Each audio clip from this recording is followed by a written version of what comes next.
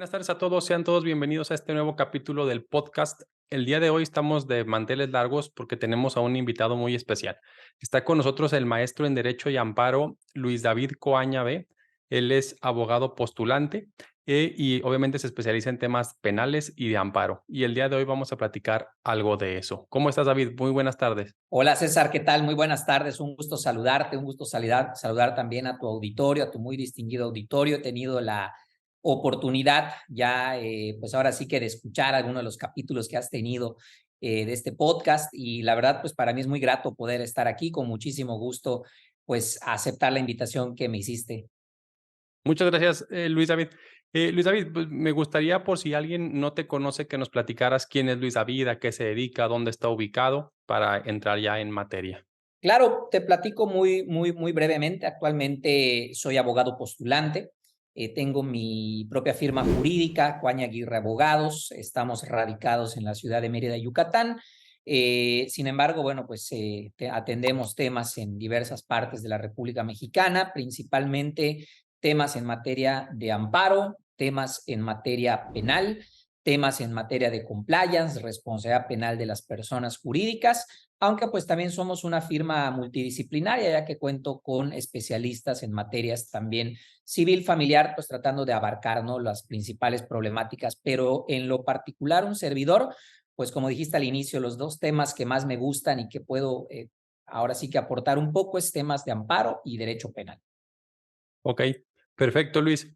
Pues Luis, aquí básicamente, como ya nos habrás conocido, pues el tema o las pláticas son para empresarios, para contadores, para abogados, que a lo mejor no estamos tan inmiscuidos en otros temas que no sea el fiscal. Y precisamente por eso fue que te hicimos la invitación que muy amablemente nos aceptaste, precisamente porque el tema penal y de amparo, pues yo creo que el tema penal y de amparo o sea, al final se juntan con todas las ramas del derecho, ¿no? Porque donde nunca queremos llegar y donde no queremos tener problemas ni en penal, y bueno, ya el tema de amparo, pues es para otra cosa, ¿no?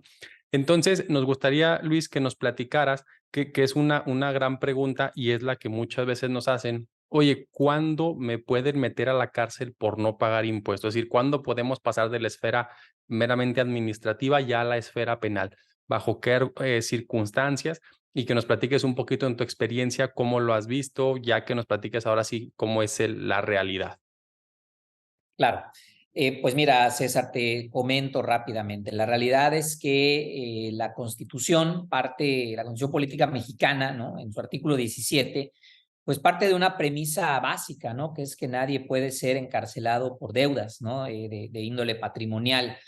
Sin embargo, pues bueno, sabemos que este tema tiene sus excepciones, como todo principio, y eso radica básicamente en los temas que tienen que ver con los delitos conocidos como delitos de naturaleza patrimonial, el fraude, los robos, etcétera. Ahora, ya derivado de esta generalidad, digamos, de delitos de índole patrimonial, pues pasamos a una rama más específica, que es la parte de los delitos fiscales, que entra dentro de lo que podríamos nosotros decir que son delitos que atentan de repente contra la economía pública, contra la hacienda en este caso, entre algunos otros motivos. El Código Fiscal de la Federación, que pues bueno, ya ha sido analizado en otros episodios de tu programa, pues básicamente contiene las reglas, como ya sabemos, ¿no?, para el pago de impuestos, de cómo se debe de hacer, en qué grado se debe de hacer, bajo qué circunstancias, etcétera. No nos vamos a meter en esa temática, pero también trae un apartado específico, que es el apartado denominado de delitos en materia fiscal, que básicamente va de los artículos 92 a 115, ¿no?, del Código Fiscal de la Federación. Este apartado, pues básicamente es el que contiene todo lo que nosotros queramos saber sobre los posibles delitos que se pudieran estar cometiendo en materia fiscal, siendo dentro de los más recurrentes que de repente podemos escuchar en las noticias, ¿no?, el delito de defraudación fiscal, el delito de contrabando, delitos que se cometan, por ejemplo, contra el RFC, e inclusive ahora, pues también el tema derivado de la compraventa de facturas que amparan operaciones inexistentes o simuladas, ¿no?, el famoso artículo 69B, que también pues puede derivar en la posible comisión de un delito que está previsto en el artículo 113 bis actualmente del Código Fiscal de la Federación. Entonces, básicamente, las razones por las que nosotros podríamos, pues ahora sí que, como comentabas, ¿no? Ir a la cárcel, ¿no? Por la posible comisión de algún tema fiscal, pues es porque se actualice alguno de los delitos, ¿no? Que están previstos en este apartado del Código Fiscal. Y desde luego, pues también aquí debemos de puntualizar algo que me parece muy importante. Prácticamente todos los delitos fiscales, salvo algunas excepciones, desde luego, pues requieren previo procedimiento que por la vía administrativa se tiene que iniciar, se tiene que seguir, algunos a través del ejercicio de las facultades de comprobación de la autoridad, otros a través de alguna indagatoria que se tenga que hacer, pero siempre digamos como que la premisa básica es que tiene que haber un procedimiento administrativo previamente instaurado, de donde se pueda determinar alguna posible infracción administrativa, y de ahí, pues esto desemboca básicamente en lo que puede ser algún delito fiscal, como por ejemplo podría ser la defraudación fiscal, que pues deriva prácticamente de algún procedimiento donde haya un crédito y si se advierte que la generación de este crédito se hizo con el ánimo, con la intención, que esta palabra es importante cuando hablamos de delitos,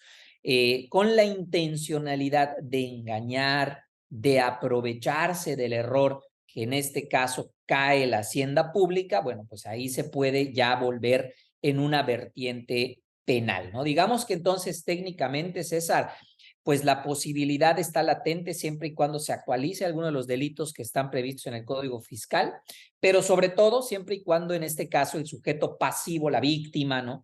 Que es la hacienda pública, crea que pues le quieres ver la cara, ¿no?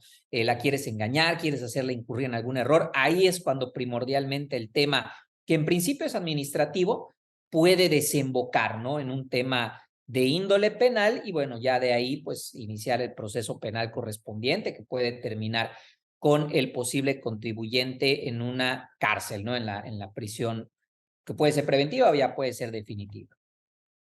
Ok, perfecto, Luis. Entonces, pudiéramos decir, como bien lo comentabas, que si se advierte que hay un dolo de parte del contribuyente, es decir, tú me quisiste hacer tonto, por así llamarlo, es cuando sí pudiera convertirse en un tema penal. Si fuera un tema, por así llamarlo, circunstancial, como el que se dio muchísimo en el tiempo de la pandemia, de que pues, no tengo ventas, ¿cómo te pago los impuestos? Probablemente la autoridad no se iría por el tema penal. ¿Es eso correcto? Así es, la realidad es que muchas veces la línea divisoria entre lo administrativo y lo penal radica, como decimos los penalistas, ¿no? En que se haga con dolo, es decir, con esa intención de engañar o de aprovecharse de algún error que pueda llegar a tener ahí de repente la autoridad administrativa, pues para obtener alguna devolución indebida o para omitir el pago de algún impuesto que se tenía que haber realizado, etcétera. Ahí es donde se puede convertir en un tema penal principalmente. Ahora, también, César, pues no podemos dejar de lado una realidad que tenemos en nuestro país, que es el hecho de que de 5 años a la fecha, pues hemos tenido una política fiscal endurecida, ¿no? Y este endurecimiento de la política fiscal, pues pasa también por el hecho de utilizar pues todas las herramientas que tiene a su disposición la autoridad, en este caso fiscal, el SAT y demás, para efectos de poder obligar al contribuyente a pagar. Y de repente, pues también lo penal, aunque no se tenga a veces, pues esta intencionalidad, este dolo, este ánimo de engañar a la autoridad lo convierte en un tema penal con el ánimo de asustar al contribuyente, de ponerle una presión por encima extra, ¿no? Y obligarlo a pagar, ¿no? Que al final del día eso es lo que busca la política recaudatoria, ¿no? Entonces, digamos que ahorita con esta política fiscal que se tiene, mucho más agresiva, ¿no? Pues no necesariamente todos los casos que terminan en algo penal, pues es verdaderamente porque, oye, sí, engañaste a la autoridad o tuviste una planeación agresiva que implicó temas de repente dolosos para engañar, no necesariamente, sino que puede ser también un tema de presión extra y si el contribuyente cede a esa presión, pues va a terminar arreglando, va a terminar pagando y bueno, pues esa es otra vertiente, ¿no? Que también se puede dar en este tipo de casos. Ok, Luis, y ya en el ejercicio de este tipo de acciones, la autoridad como tal, o sea, la Secretaría de Hacienda o el SAT, en su caso, no puede, o quiero que nos platiques que él como tal no es quien te acusa, sino que tiene que acudir, no sé si a la Procuraduría Fiscal o al tema de la Fiscalía General de la República. No sé si nos pudieras platicar realmente quién es quien se encarga ya de hacer la acusación penal, por así llamarlo. Sí, fíjate que en el caso de la Secretaría de Hacienda y Crédito Público, pues sabemos que tiene al SAT, por un lado, para los temas administrativos meramente hablando, y tiene a dos autoridades que podríamos decir son la Procuraduría Fiscal de la Federación y tiene también a la Unidad de Inteligencia Financiera como dos de sus principales órganos persecutores. En realidad, desde el punto de vista jurídico, quienes tienen las facultades para ir y presentar querellas o en su caso denuncias, que son lo mismo, nada más que la terminología jurídica ahí varía, pero pues ambas son formas de iniciar una carpeta de investigación. Es la Procuraduría Fiscal de la Federación, son ellos quienes realmente toman como base, pues muchas veces toda la información que ya ha sido previamente recabada por parte de Hacienda y la vuelven, pues digamos, un tema penal, ponen esta información del conocimiento de la Fiscalía General de la República, que pues regularmente es quienes son competentes, son delitos federales, y entonces es la Fiscalía General de la República quien en conjunto con la Procuraduría Fiscal de la Federación y con la Unidad de Inteligencia Financiera se encargan pues ahora sí que de ir recabando todos aquellos datos de prueba que permitan eventualmente la judicialización de la carpeta ya con un juez para llegar a las audiencias, ¿no? Para llegar a las audiencias penales, estos juicios orales que ahora se le llaman, ¿no? En el sistema que tenemos vigente en la actualidad. Pero sí, o sea, la realidad es que el proceso que regularmente se sigue es primero Hacienda a través de sus facultades de comprobación. Cuando considera que puede haber algún delito, lo hace del conocimiento de la Procuraduría Fiscal de la Federación y son ellos quienes se encargan directamente de ir a presentar la querella o la denuncia ante la Fiscalía para que sea la Fiscalía la que investigue, aunque hay que decirlo, César, o sea, la realidad es que muchas veces la investigación ya está hecha porque es todo lo que ya se hizo previamente por parte de Hacienda, si acaso se le agregará ahí algunos testigos, de repente quizás algún dictamen pericial en materia de contabilidad, etcétera, lo que pueda aportar de repente el imputado también a su favor, obviamente, y párale de contar, ¿no? Entonces, quienes tienen jurídicamente hablando la facultad de hacer la investigación es la Fiscalía General de la República junto con la Procuraduría Fiscal de la Federación para este tipo de delitos. Ok, perfecto, Luis, muy bien. Ahora, en el tema, nos platicabas al inicio del tema del compliance de personas jurídicas o de empresas. No sé si nos pudieras platicar un poquito este tema que se está poniendo ya, no quiero decir de moda, sino que más bien no es que esté de moda, sino que se tiene que hacer, nada más que no se le daba como que tanto reflector. Entonces, no sé si nos pudieras platicar un poquito de qué se trata este tema del compliance. Claro, fíjate que el compliance básicamente surge en nuestro país, pues a la fama, por así llamarle, a raíz de que desde hace algunos años, en el Código Nacional de Procedimientos Penales concretamente, se introdujo la figura de la responsabilidad penal de las empresas, o como se le conoce técnicamente, responsabilidad penal de las personas jurídicas, ¿no? La responsabilidad penal de las personas jurídicas, pues resumidas cuentas, es la posibilidad de que así como puedes ir y presentar una denuncia contra una persona física, pues también se puede ir y presentar una denuncia contra una persona moral, una persona jurídica. Esto no se podía en nuestro país hasta hace algunos años. Esto es una novedad que se presenta a partir del año 2014, que ya han habido algunos casos, ¿no?, de empresas que están directamente involucradas en temas penales. Y el compliance, pues básicamente surge como una respuesta, digamos, que pueden dar las empresas para que no sean, digamos, procesadas penalmente. ¿Y esto por qué o qué tiene que ver, no? Bueno, lo que pasa es que al introducirse a México la posibilidad de imputar penalmente a una empresa, se introduce también como un factor, vamos a llamarle así, decisivo para decidir si hay o no elementos para someter a proceso a la empresa, un elemento que es clave, que es el tema del debido control organizacional. Y básicamente ese debido control organizacional es lo que desemboca en que muchas empresas ahora presten atención al compliance como una manera de poder acreditar que sí tienen ese debido control. Es decir, que dentro de la organización empresarial existe un debido control normativo interno y que por ende pues no debe de ser la empresa como persona jurídica acusada por la vía penal, ¿no? Entonces, básicamente esa es la razón por la que hoy se habla tanto del tema del compliance, ¿no? No es que el compliance surgiera con la responsabilidad, hay muchas empresas que ya desde antes de que existiese la responsabilidad penal de empresas en nuestro país, pues ya tenían su compliance, no muchas, pero pues sí habían algunas, sobre todo transnacionales y demás.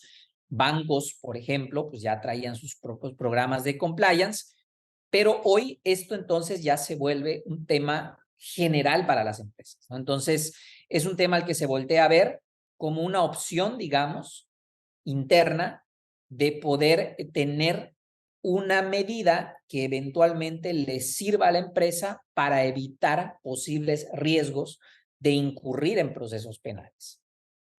Ok, perfecto, Luis. Y ahorita que comentas el tema de que una empresa, digo, que son cosas relativamente nuevas, que una empresa puede cometer un delito, ¿qué tipos de delitos son los más comunes que pudiera cometer una persona jurídica? Bien, pues la realidad ahí es que los delitos que puede cometer una empresa son muy variados. En principio, digamos que los temas patrimoniales y los temas de índole económica, como por ejemplo defraudación fiscal, contrabando, lavado de dinero, ¿no? Pues son delitos que están previstos para que una empresa los pueda cometer y pueda ser enjuiciada, ¿no? Penalmente por estos delitos. Ahora, la realidad es que no solo son esa clase de delitos los que de repente pues, se podrían acusar. Por ejemplo, hemos visto casos en la Ciudad de México, por ejemplo, o en Quintana Roo, de empresas que de repente son acusadas del delito de homicidio, de lesiones, de daño en propiedad ajena, ¿no? Y uno diría, oye, ¿cómo le va a hacer la empresa, ¿no? Para cometer un homicidio, por ejemplo. Y ahí la clave radica básicamente en decir, bueno, es que a la empresa se le está acusando porque permitió que sucediese el homicidio o las lesiones con los medios que su organización proporciona, merced o gracias a un indebido control organizacional. Y volvemos entonces a ese término, ¿no? Básicamente la razón por la que una empresa puede llegar a tener una responsabilidad penal es por no tener un debido control interno.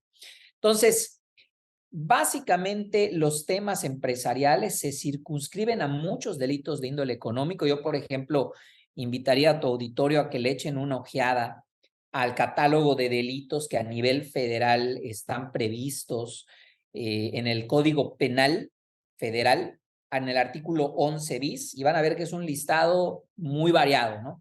Y que va desde delitos que tienen que ver con trata de personas, delitos que tienen que ver con temas de secuestro, con temas contra la salud inclusive, pero también con temas que tienen que ver con instituciones financieras, con temas que tienen que ver, ya dijimos ahorita, con delitos fiscales. De hecho, pues digamos que el tema de los delitos fiscales se presta, digamos, muy bien para que de repente, cuando se vaya a presentar alguna acusación por un delito fiscal, se involucre ya no solo a la persona física, sino también a la persona moral, si es que también hay una persona moral de repente que es la que emite las facturas o a cuyo nombre está la declaración o a la que se hizo la devolución.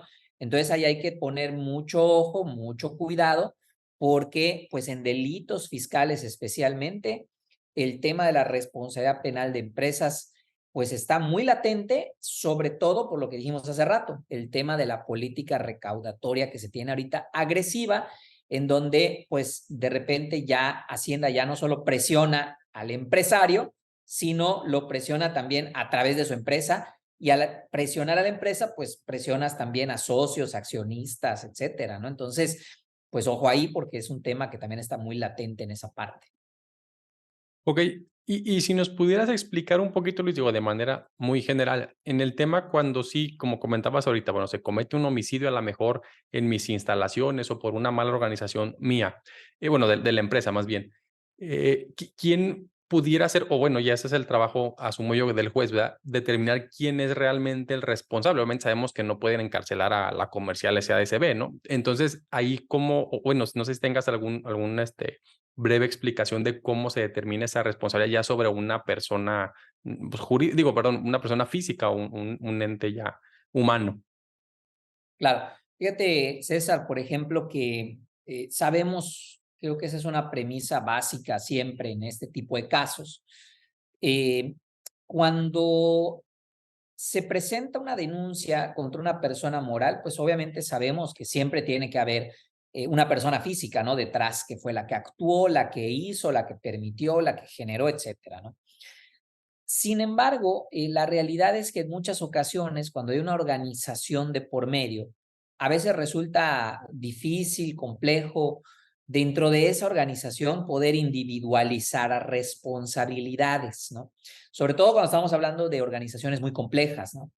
Entonces, ¿qué es lo que sucede? Que en estos casos la responsabilidad penal de empresas surge como una respuesta, digamos, que desde la política criminal se brinda para efectos de que la autoridad ministerial, las autoridades persecutoras, pues tengan mayores herramientas, ¿no? De investigación para poder decidir en casos con empresas u organizaciones grandes, ¿no? Puedan decir, bueno, pues si en este momento no tenemos a la mano de repente como que quién es la persona física, bueno, acusamos a la persona moral y en el curso de la investigación seguramente vamos a poder ir individualizando, ¿no? De repente, qué responsabilidad le toca a cada quien.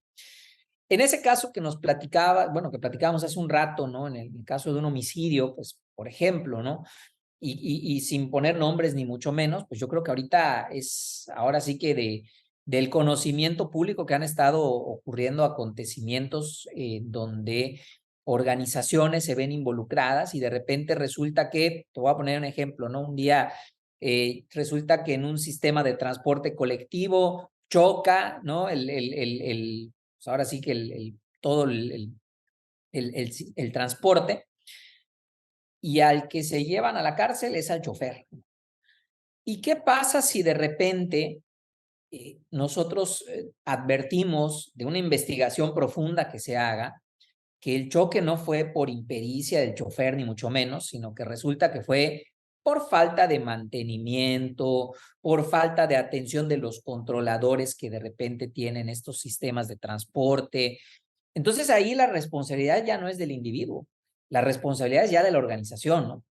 Entonces, ahí es cuando la responsabilidad penal de personas jurídicas cobra sentido, ¿no? Porque lo que parece ser sin sentido es que de repente responsabilices a un individuo que poco o nada tuvo que ver con el hecho realmente, con un accidente, pero que ese accidente se pudo haber evitado si la organización hubiera podido, hubiera tenido un debido control, ¿no?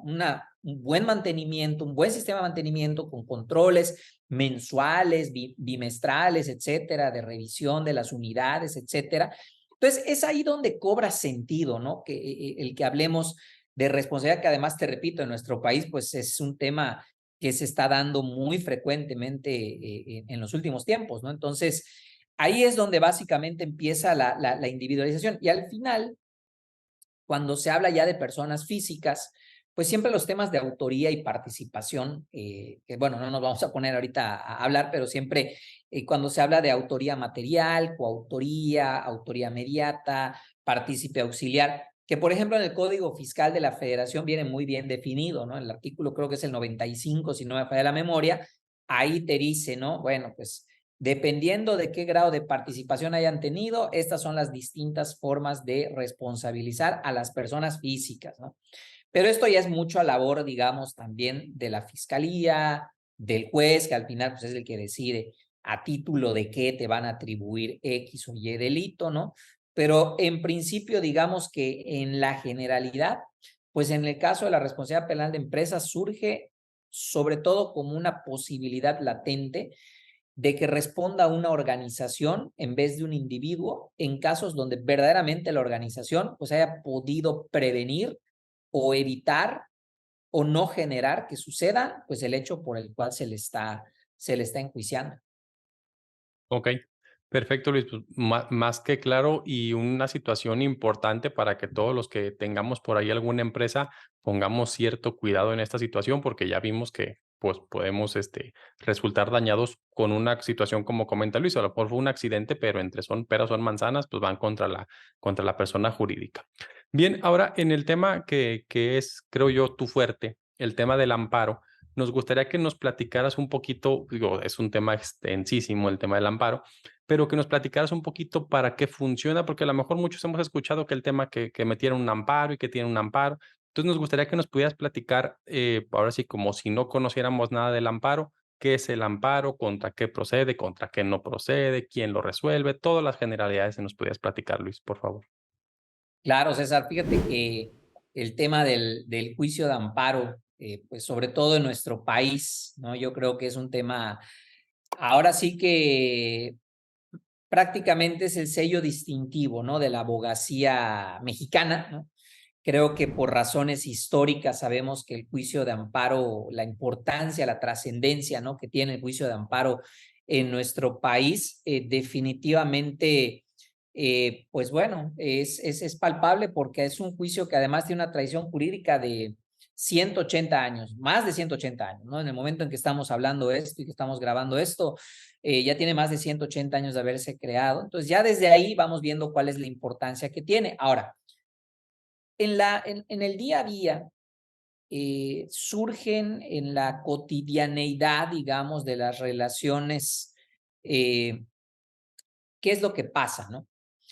Lo que sucede es lo siguiente, muchas veces cuando nosotros, las personas de a pie, digamos, pues tenemos algún acto de repente frente a alguna autoridad, ya sea municipal, frente a alguna autoridad estatal, frente a alguna autoridad federal, ¿no? Y de repente resulta que en ese acto la autoridad nos niega algo, nos prohíbe algo, no nos permite algo, u omite decidir simple y llanamente lo que le hemos pedido, pues obviamente ahí se genera en la esfera de nuestros derechos, pues algún agravio, ¿no? Y esto mismo ocurre también cuando hablamos de relaciones que tienen los particulares con el Poder Judicial y con el Poder Legislativo. Entonces, resumidas cuentas, el juicio de amparo es pues un mecanismo de defensa que tenemos los gobernados, los justiciables, a nuestro favor, para defendernos de todas aquellas actuaciones u omisiones de la autoridad pública en sentido amplio, ya sea legislativa, judicial, ejecutiva, ¿no? A través de lo cual podemos nosotros defender nuestros derechos para que no se vean transgredidos por estos actos. Claro está que pues esta es una definición demasiado genérica, ¿no? Tendríamos ya que meternos a otro tipo de explicaciones para decir, bueno, pues procede aquí, procede por allá, pero grosso modo el juicio de amparo es el principal mecanismo de defensa de derechos humanos que tenemos los mexicanos en contra de actos de autoridad pública, de autoridades públicas que lesionen nuestros derechos, ¿no? Que podríamos definirlo de esta manera. Ahora, ya si nos vamos un poquito más allá, pues la realidad es que el juicio de amparo siempre ha tenido varias funciones en nuestro país. Una de ellas, una de las más importantes, podría decir, es la función que tiene el juicio de amparo desde hace mucho tiempo como un mecanismo que busca sobre todo privilegiar la libertad de las personas. Y en ese sentido, pues bueno, yo creo que todos en algún momento hemos tenido o hemos conocido a alguien que de repente tiene algún problema con la policía, ¿no? Y que, oye, que se lo llevaron detenido, ¿no? O que de repente en el alcoholímetro, el clásico alcoholímetro, ¿no? Se lo llevaron arrestado, ¿no? Oye, pues resulta que en esos casos un amparo puede ayudar a que la persona salga, ¿no? Antes de que cumpla el tiempo de 36 horas del arresto o de repente si efectivamente lo tenían incomunicado, lo tenían por algún motivo ilegal o inconstitucional privado de su libertad, pues bueno, de manera inmediata se le tiene que poner en libertad a la persona. Ahí es donde el amparo cumple pues esta función a la que le llaman en la doctrina el amparo libertad, ¿no? El que busca privilegiar la libertad de las personas. Por otra parte, el amparo también cumple una función de índole administrativa, ¿no? Porque también sirve como un mecanismo de defensa frente a actos, resoluciones o visiones de autoridades administrativas, ya sean municipales, ya sean estatales, ya sean federales, inclusive órganos constitucionales autónomos y ahora también hasta en casos de ciertos particulares que afecten nuestros derechos, pues de repente se puede ir y promover un juicio de amparo contra ello, ¿no? Por otro lado, pues hablábamos también de la función que tiene el amparo, de ser un amparo que protege a las personas de los actos de la autoridad judicial. Si tú de repente estás involucrado, ahorita que estamos hablando de temas penales, ¿no? Vamos a suponer que de repente me entero que tengo una orden de aprehensión derivada de una carpeta de investigación por el delito de defraudación fiscal, ¿no? Y ahí el amparo, por ejemplo, pues me puede servir para impugnar la orden de aprehensión. O, por ejemplo, oye, que me citaron a una audiencia, ¿no? Con el juez de control para formularme imputación y me vincularon a proceso, ¿no? Y además me pusieron como medida cautelar la prisión preventiva. Bueno, pues ahí el amparo puede servirme para impugnar ese acto derivado de un proceso judicial emitido por un juez de control para defenderme de esa vinculación, para defenderme de esa medida cautelar de prisión preventiva. Entonces, el amparo también cumple una función de privilegiar, pues, no solo la libertad de las personas, sino también privilegiar el debido proceso, el acceso efectivo a la justicia de las personas y que se cumpla con las formalidades esenciales de todo procedimiento, ¿no? Y por último, pues también el juicio de amparo, podríamos decir en México, cumple la función de ser un acto que permite, y ahí sí lo hace de manera exclusiva, de controlar la constitucionalidad de todo tipo de leyes y de normas de carácter general que se emitan en nuestro país. Por ejemplo, oye, que salió un nuevo impuesto, ¿no? Bueno, pues si yo considero que ese impuesto de repente es contrario, no sé, por ejemplo, a lo que dice el artículo 31, fracción cuarta, ¿no? Porque es desproporcional, es inequitativo, etcétera. Bueno, pues yo puedo promover un amparo contra el decreto de reforma que modifica o que crea ese nuevo impuesto. Y voy y me amparo contra la ley, ¿no? Entonces me puedo amparar contra una ley, me puedo amparar contra una norma de carácter general. Por ejemplo, cuando hablamos de normas de carácter general, me refiero a todo tipo de decretos, acuerdos, decretos presidenciales, acuerdos, como podría ser, por ejemplo, una miscelánea fiscal, como podría ser una norma oficial mexicana, ¿no? Siempre y cuando se trate de una norma que cumpla con la cualidad de ser abstracta, impersonal y genérica o general, pues es una norma que yo puedo impugnar en amparo. Entonces, vemos cómo aquí el juicio de amparo engloba muchas funciones: amparo contra leyes, amparo contra resoluciones judiciales, amparo contra actos administrativos, amparo libertad, ¿no? Entonces, ahí la importancia, creo, César, que tiene que nuestro gremio jurídico, y más allá de nuestro gremio jurídico también, se conozca realmente el alcance que puede llegar a tener un juicio de amparo, sobre todo cuando se lleva de manera pulcra y con un sentido técnico, que es como la ley de amparo nos lo indica. Definitivamente, pues es la mejor herramienta de defensa que tenemos abogados y no abogados en nuestro país. Perfecto, Luis.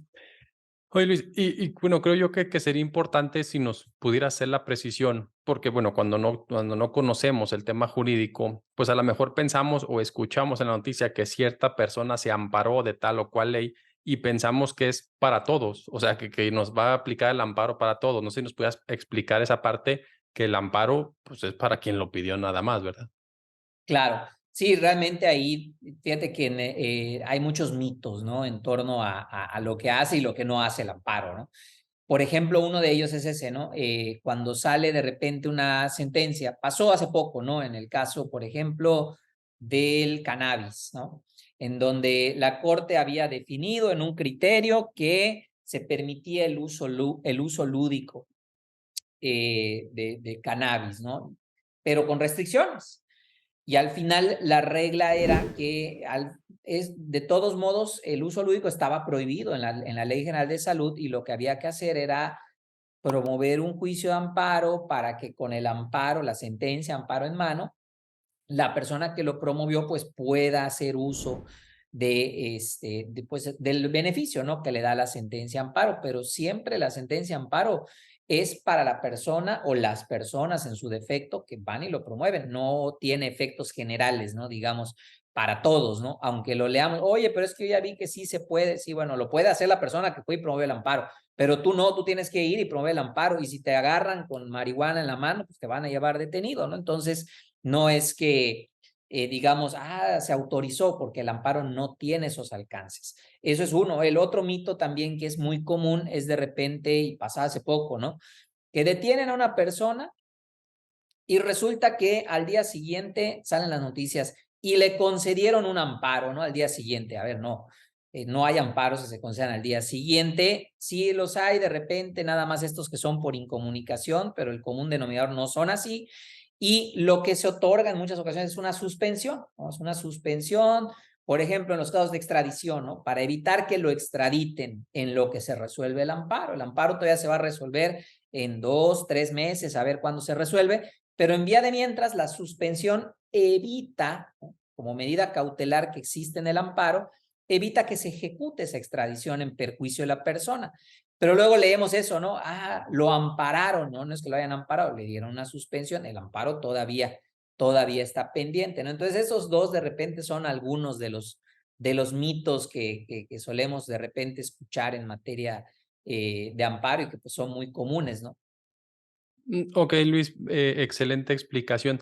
Ahora, en el tema de las fases, sabemos que todos los procedimientos jurídicos llevan ciertas fases y asumo que el amparo es exactamente lo mismo. No sé si nos puedes platicar cuáles son las fases desde la presentación y en el inter de qué fases se tienen para el tema del amparo. Claro. Ahí, César, yo creo que lo primero que tenemos que tener muy claro es que hay dos tipos de amparo, por así llamarle. Está el amparo directo y el amparo indirecto. Si lo queremos resumir de manera sencilla y entendible, pues diríamos, amparo directo procede contra sentencias ya definitivas, laudos que todavía hay en materia laboral y son también sentencias definitivas, solo que en materia laboral, y todas aquellas resoluciones que le ponen fin a un juicio sin ser sentencia, como por ejemplo podría ser una resolución que decreta la caducidad de un juicio o que se sobresee porque falleció la parte actora, ¿no? Alguna cosa de esas.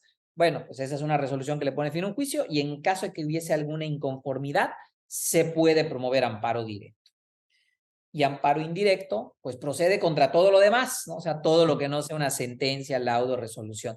Es una manera, digamos, sencilla de entenderlo. La realidad es que en amparo indirecto, digo, ya si quienes nos escuchan se quieren meter ahora sí al detalle, pues lo que les diría es, échenle un ojo al 107 de la ley de amparo y ahí te dice ya concretamente contra qué procede el juicio de amparo indirecto, ¿no? Pero de manera genérica es así. Ahora, el juicio, digamos, me gusta llamarle como que el juicio auténtico de amparo es el amparo indirecto, porque el amparo indirecto, por sus fases, eh, pues ahora sí que podemos encontrar todas las etapas que son propias de cualquier proceso jurisdiccional.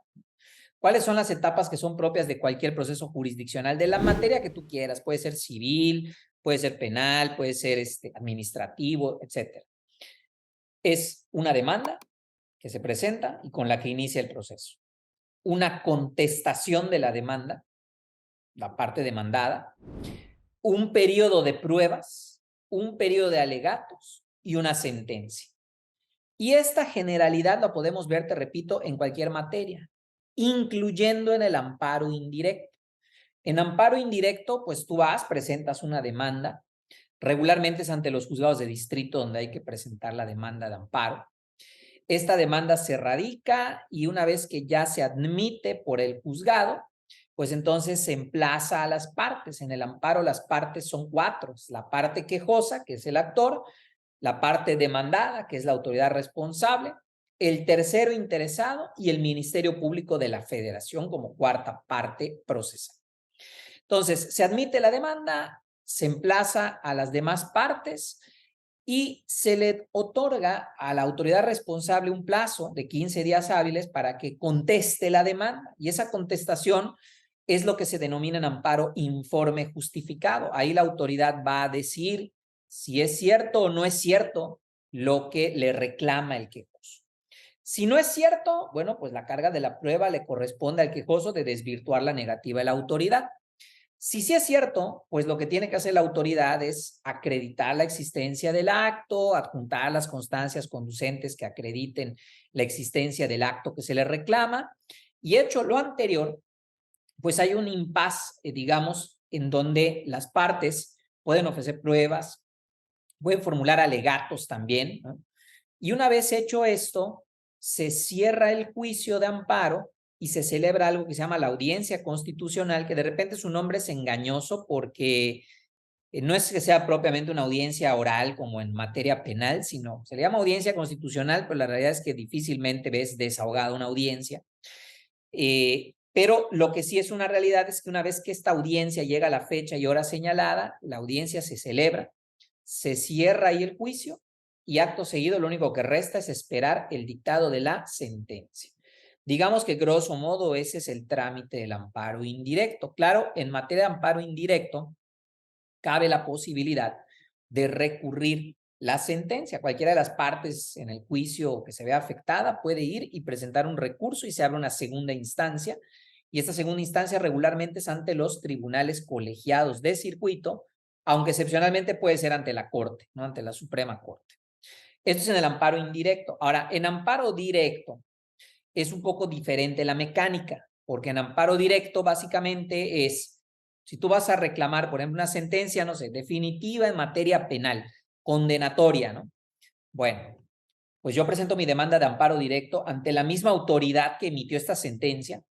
Esta autoridad se encarga de remitir todo lo actuado en el juicio de origen, todas las constancias, autos, audios, videos, todo, pruebas y demás, se lo remite al tribunal colegiado, que es quien va a resolver amparos directos.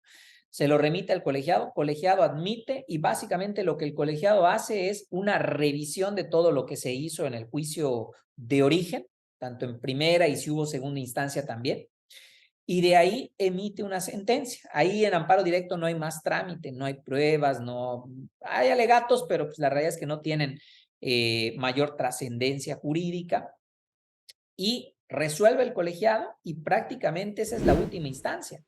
Hay algunos casos que de repente se puede abrir una segunda instancia ante la Corte, pero es muy excepcional. Pero digamos que en amparo directo el trámite es muy breve, ¿no? Relativamente sencillo, a diferencia del amparo indirecto, que pues sí tiene sus complejidades, ¿no?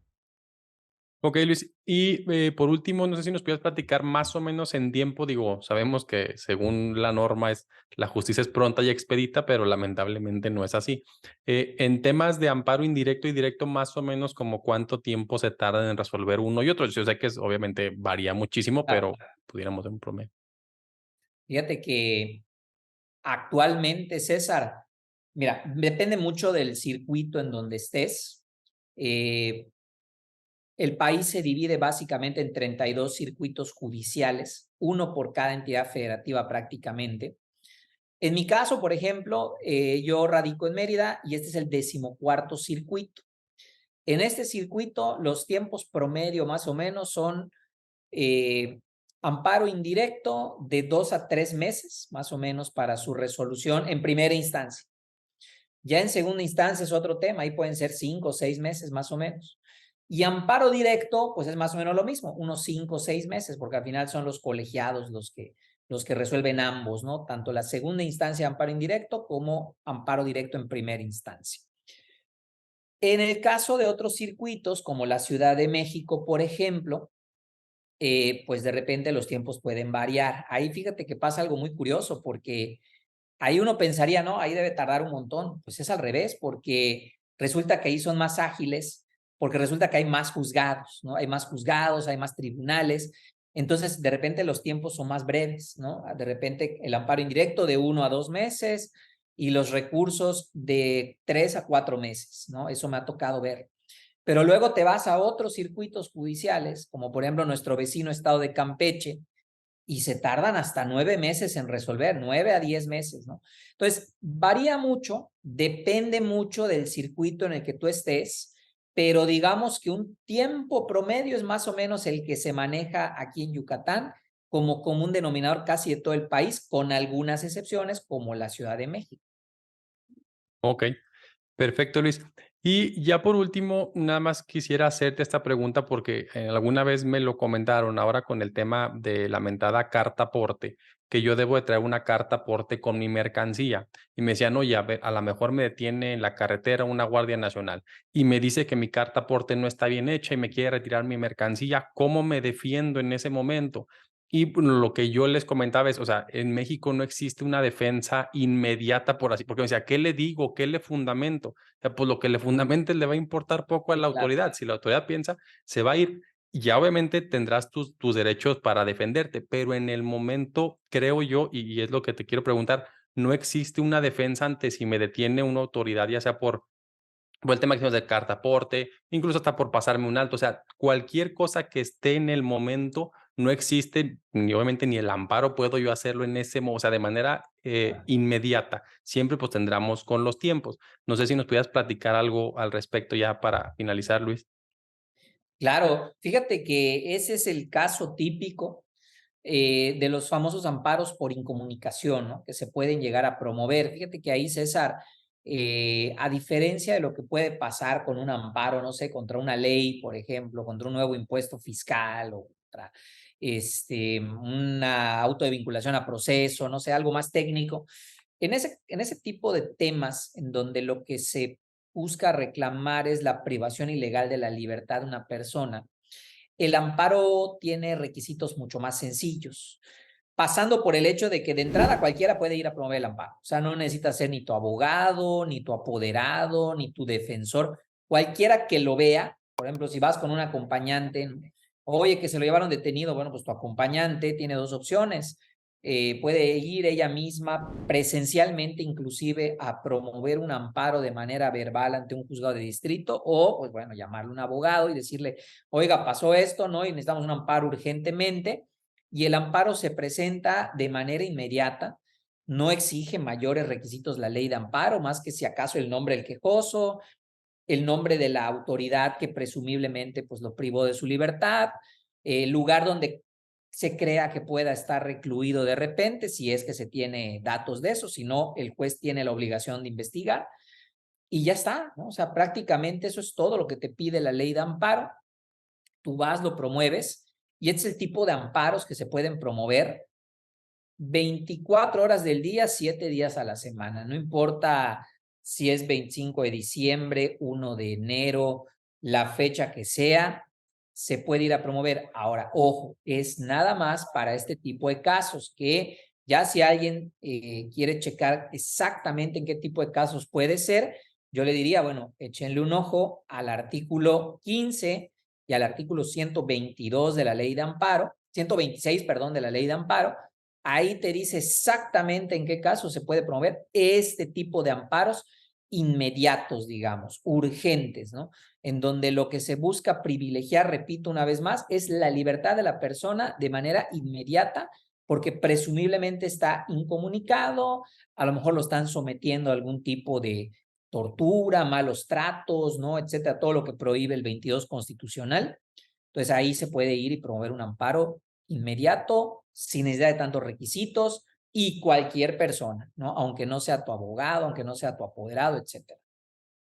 Ok, siendo cualquier otra situación, como el tema de una mercancía, cualquier otra cosa, pues tendremos que irnos por las vías que ya nos comentabas, o indirecto, o bueno, o el trámite administrativo, ¿no? Es correcto, sí, ahí pues ya entra en el trámite normal. Este tipo de amparos urgentes solo es en los casos del 15 y 126 de la ley de amparo. Ahí te dice exactamente qué casos pueden ser, que básicamente son cuando está en peligro la vida de una persona, cuando de repente, como dijimos hace rato, presumiblemente lo estén torturando, lo estén sometiendo a alguna cuestión, un trato cruel, inhumano, ¿no? Degradante, etcétera. En ese tipo de casos se puede, pero fuera de esos casos muy excepcionales, pues el amparo es normal, ¿no? Con el trámite normal que se sigue de que se presenta, se tiene que admitir, se tiene que notificar, se tiene que emplazar a las partes, etcétera. Perfecto, Luis. Pues Luis, con eso concluimos. Me gustaría mucho que nos dijeras dónde te pueden encontrar las personas que estén buscando una asesoría ya contigo, dónde podemos encontrar redes sociales, correo, teléfono. Claro, César, muchas gracias. Pues mira, regularmente estamos activos, ¿no? Ahora sí que cuando el tiempo nos lo permite en redes sociales, estamos en Facebook, con mi nombre me encuentran, Luis Coaña B. También estamos en el Instagram, ahí es @luiscoana. Estamos en Twitter también, es @lcoanave. También está a disposición mi página de internet, la de mi despacho, que es www.coanaguirre, así como se escucha, coanaguirre.com. Ahí pues están todos los servicios que ofrecemos, la manera de contactarnos ya directamente al despacho, pero pues en mi caso también muchas veces me contactan vía DM en Instagram, etcétera, y además pues recientemente, y bueno, esa fue ahora sí que la manera como nos contactamos, César, ¿no? Allá estamos muy activos, tenemos por ahí algunas dinámicas interesantes. Ahorita, por ejemplo, tengo una dinámica que implementamos desde hace más de un año que se llama los miércoles de emprendimiento jurídico. Ahí muchas personas me mandan pues sus dudas sobre temas de los que nadie habla, cobro de honorarios, oye, ¿cómo cobro consultas, no cobro consultas? ¿Cómo puedo montar un despacho? Que pues nadie te lo enseña en la universidad, ¿no? Te enseñan derecho romano, pero no te enseñan cómo cobrar un asunto, ¿no? Entonces, hablamos de esos temas. Y ahora, recientemente, implementamos los lunes de derecho penal y amparo, ¿no? Que ahí ya son preguntas más técnicas, ¿no? De estos temas que ahí ya platicamos aquí en tu podcast. Pero bueno, ahí estamos totalmente abiertos para el contacto por si quieren ahí directamente seguirnos. Y bueno, pues ahora sí que agradecerte la muy amable invitación que me hiciste. Tardamos un poquito en poder cuajar la invitación, pero bueno, ahora sí que muy agradecido y muy contento de poder estar aquí contigo y con todo tu auditorio. Muchísimas gracias, Luis. Al contrario, los agradecidos somos nosotros. Y sí, la verdad, esta dinámica sí me ha tocado verla. Y como bien comentas, en la escuela no te enseñan el tema de cómo cobrar, cómo administrar un despacho, cómo llevarlo. O sea, ahí vemos las materias sustantivas, pero es una parte muy importante. Y qué bueno, te felicito mucho por esa iniciativa de, pues, a las generaciones que vienen atrás de nosotros, pues un poquito darles un norte que a nosotros creo que no nos la dieron, ¿verdad? O sea, nos aventaron así y uno fue aprendiendo con el camino. Te agradecemos muchísimo, Luis, tu tiempo y a todos los que estuvieron escuchándonos, también les agradecemos mucho su tiempo. Muy buenas tardes o días o noches, como estemos. Hasta pronto. Gracias, César. Muchas gracias. Buenas tardes a todos.